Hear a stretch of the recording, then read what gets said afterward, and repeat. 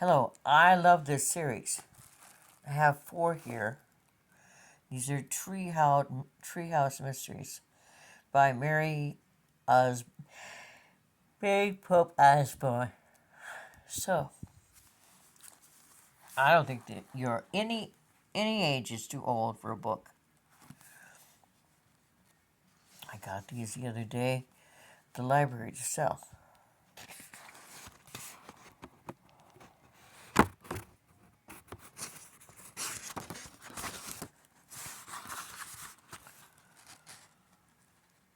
Here's what kids have said about reading Magic Treehouse books and Magic Treehouse Merlin missions.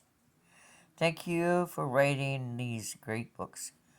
I have learned a great deal of information about history and the world around me, Rosanna.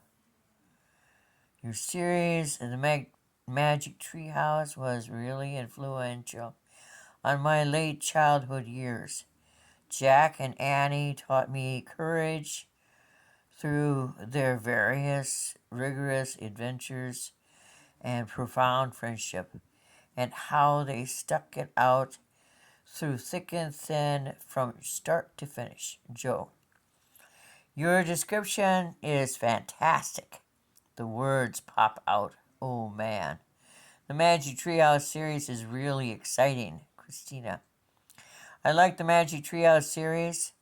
I stay up all night reading them, even on school nights. Peter, I think I've read about 25 of your Magic Treehouse books. I'm reading every Magic Treehouse book I can get my hands on. Jack, never stop writing. And if you can't think about anything to write about, don't worry. Use some of my ideas. Kevin. That's a nice touch. I sell books, and I found these purely by accident one day when I was buying books. Parents and teachers' libraries love Magic Treehouse books too. Magic Treehouse comes up quite a bit at pictorial teacher conferences. The parents are amazed at how much more reading is being done at home because of your books. I am very pleased to know such fun and interesting reading exists for students. Your books have also made students want to learn more about places Jack and Annie have visited. What wonderful stories for some research projects. Chris L. Oh, I always like to read comments.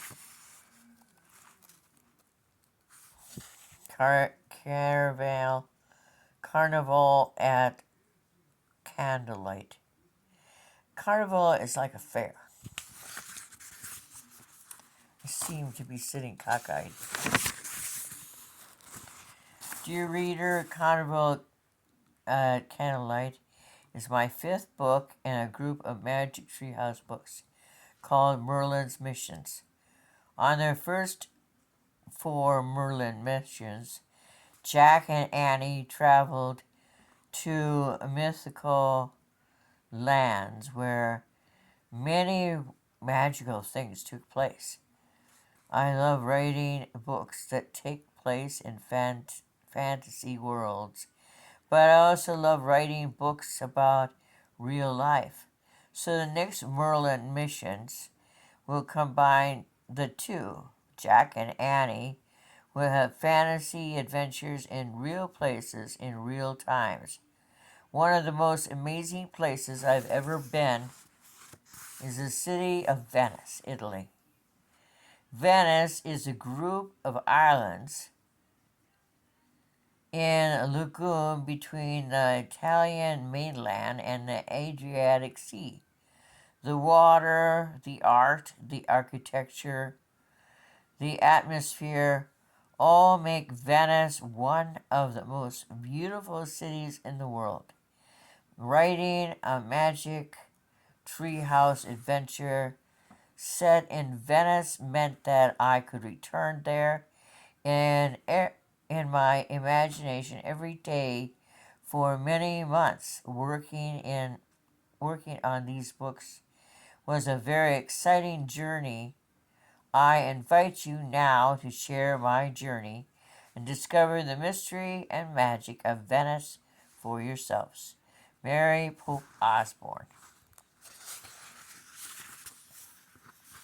29 chapters. We're not going to do it all today. We're just going to read one. Oh, I have that book. I was going to read that book too. I've already read it once, and I'm going to read it again. Childe Harold's Pilgrimage. I stood in Venice on the Bridge of Sighs, a palace and a prison on each hand. I saw from out the wave her structures rise, as from the strokes of an enchanted wand. Lord Byron. It was written in 1811. I have the first edition. Childe Harold's Pilgrimage. And it's in really good condition. Chapter 1. Book of Magic. Dawn was breaking in the Frog Creek woods. Jack saw a light shining up ahead. He ran toward it. He ran so fast he couldn't hear his feet hitting the ground. He couldn't feel the frosty wind or air. As Jack got closer to the light, he could see the magic treehouse at the top of the tallest oak. A girl and a boy were looking out the window. The girl had dark, wavy hair, sea blue eyes, and the boy had tousled red hair and big grin on his face. As the two kids waved at him, Jack felt incredibly happy. Jack, wake up. Jack opened his eyes. His sister, Annie, was standing beside his bed. She was wearing a winter jacket. It was barely light outside. I just had a dream about the treehouse, she said. Really? Jack said sleepily.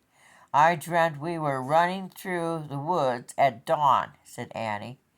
And when we got to the treehouse, Teddy and Kathleen were there waiting for us. Jack sat up. I just had the same dream, he said. Meet you downstairs, said Annie. Annie left Jack's room. Jack jumped out of his bed and put his glasses on his glasses. His two of his winter clothes. He grabbed his winter jacket and his backpack. Then he slipped quietly down the stairs and out the front door. Annie was reading on the porch, and the February air was chilly. Frost sparkled in the grass as the sun rose over the Frog Creek woods. Ready? Asked Annie. Jack nodded and zipped his jacket. Without another word, he and Annie hurried up their street and headed into the woods. They ran through the long shadows of early morning between the bare winter trees. Then they stopped. The treehouse was back, just as Jack had seen in his dream. It was high in the tallest oak tree, shining in the cold morning light. Wow, breathed Jack. Dreams can come true. Yep, said Annie. Teddy and Kathleen, no one answered.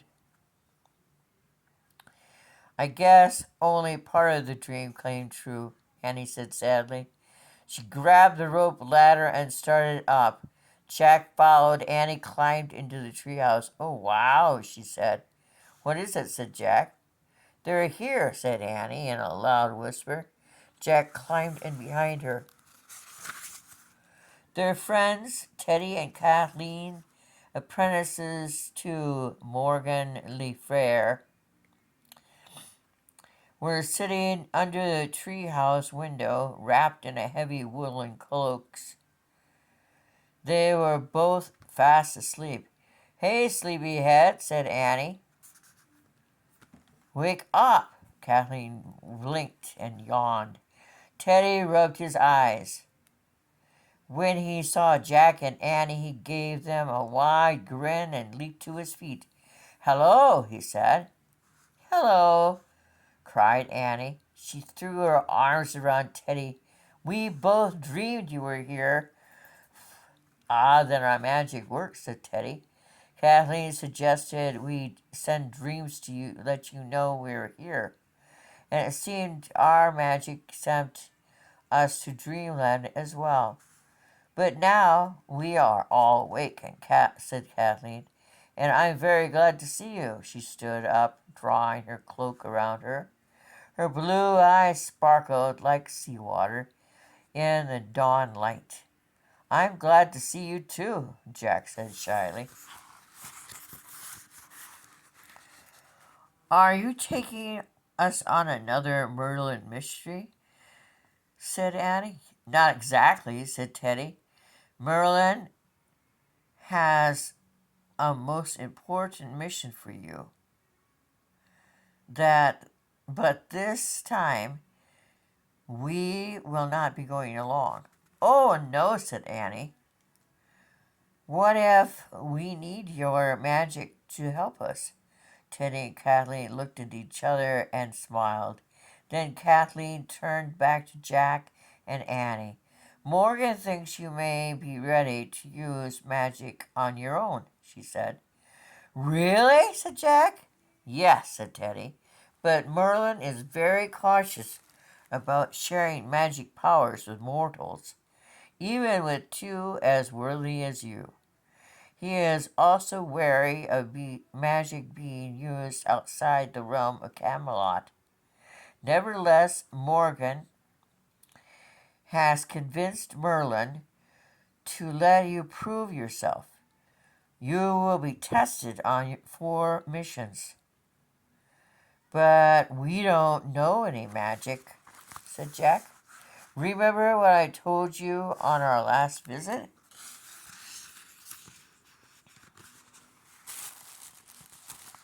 "Adventure?" said Teddy. "If we all work together, anything is possible," said Annie.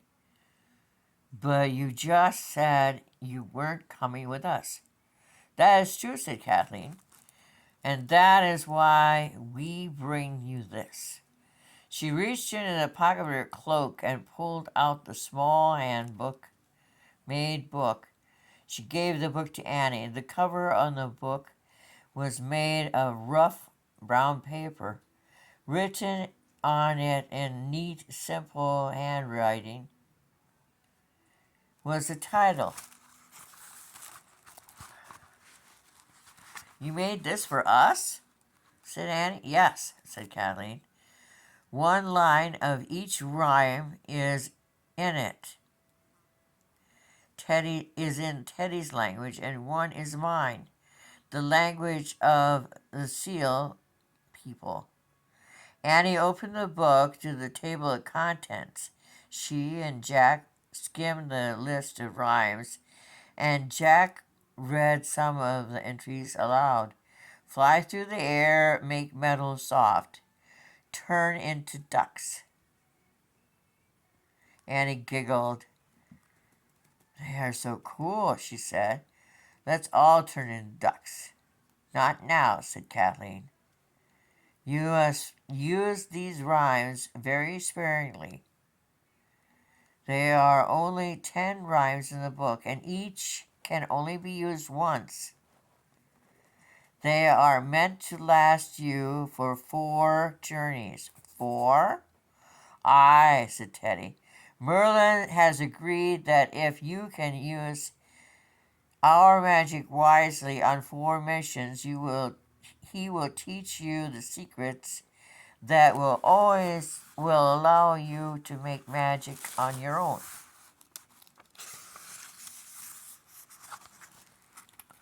Oh boy, said Annie.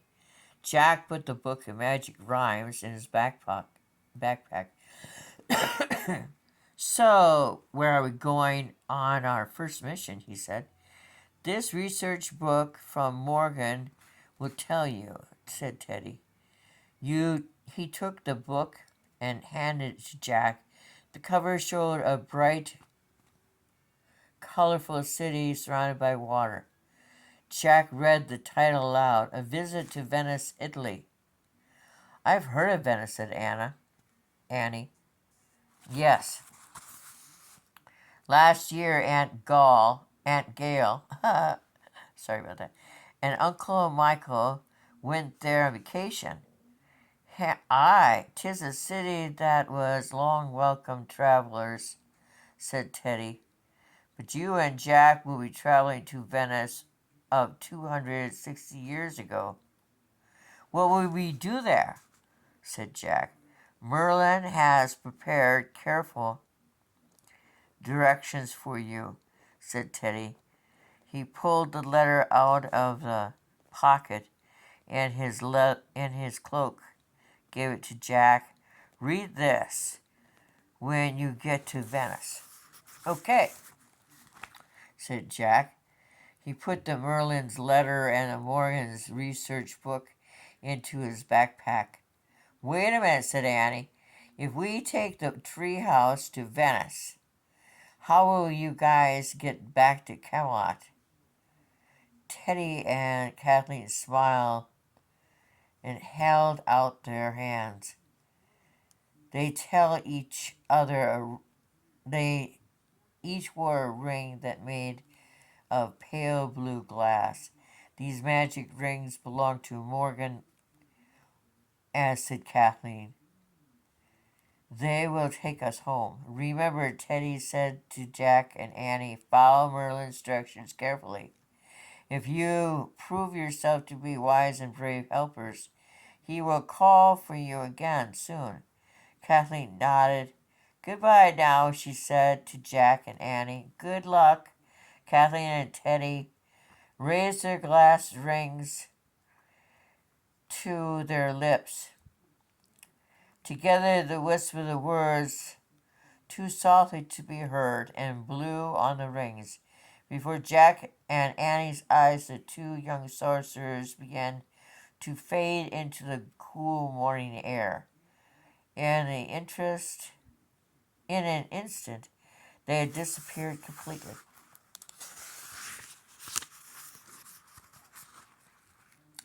They're gone, said Jack.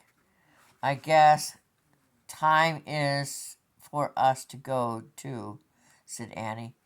Jack took a deep breath. Then he pointed at the cover of the Venice book. I wish we could be there, he said. The wind started to blow. The treehouse started to spin. It spun faster and faster, and everything was still, absolutely still.